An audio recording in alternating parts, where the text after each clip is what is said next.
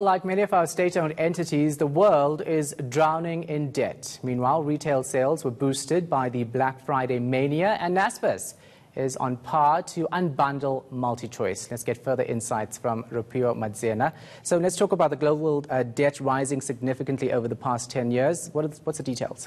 Right. So as you say, over the last decade, we've seen global debt increase significantly. And this is 3 times the size of the global economy. So you can imagine the scale. And I'm sure you're thinking about the major culprits here, which include the United States, China, as well as Japan, which borrow significantly more than they make. So various economists, the IMF, have highlighted that countries like these developed economies, or China, which is still described as an emerging economy, need to be putting in place to mitigate risks that come with major debt burdens and perhaps start reining in that borrowing. But this is something that might not happen, and this is despite the global economic growth that we are seeing. Even though it's slowed, there has been significant global economic growth. But it's going to be interesting to watch how countries manage their debt, because we are in a global interest rate hiking cycle.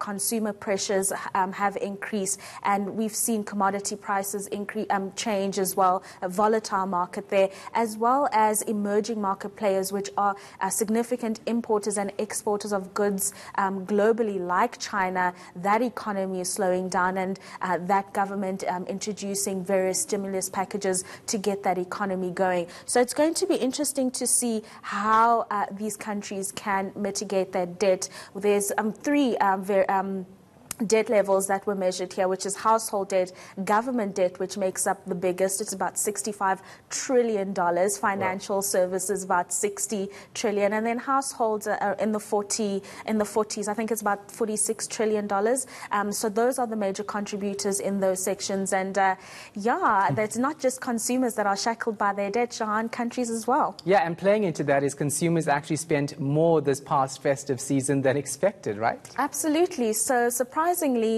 even though consumers were hit with a VAT increase, as well as those fuel prices that we saw in the latter part of the year last year, they had money to spend on Black Friday and Cyber Monday. Did they have money, or did they use their credit cards? We don't know. We don't want to call anyone out, Shahan. But retail sales did show that they increased substantially in the last since the last 11 months. So we saw about a 3.1 year-on-year increase in November of those sales, and that's compared to 2.2% in the previous month, which is October. But economists are saying that this is going to be short-lived, because now we're going to start seeing the real effects of that VAT increase and the fuel price increase. I mean, we are seeing a little bit of a decrease in those fuel prices, but consumers are going to remain constrained.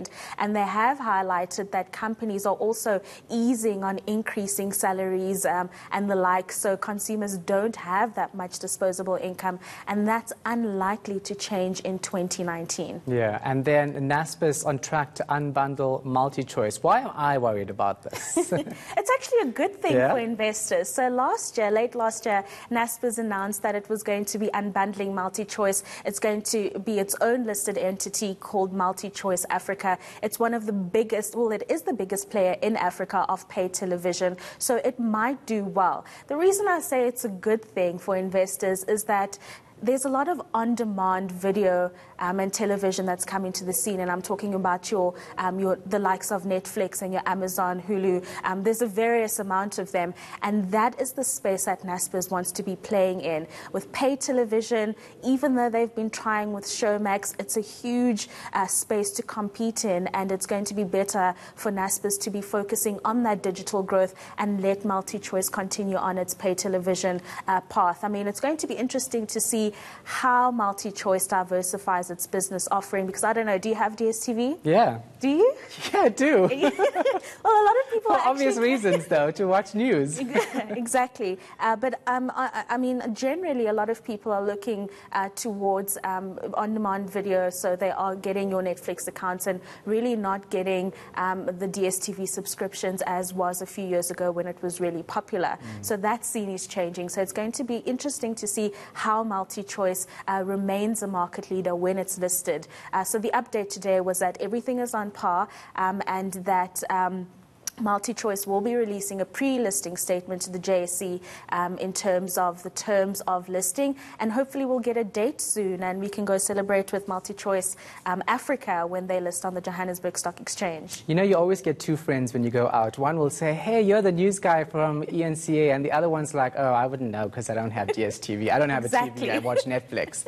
Okay, well. And yeah. That's exactly it. Those are the people who are missing out. Thanks so much for that. Appreciate it, Rupiah Madzena. Coming up.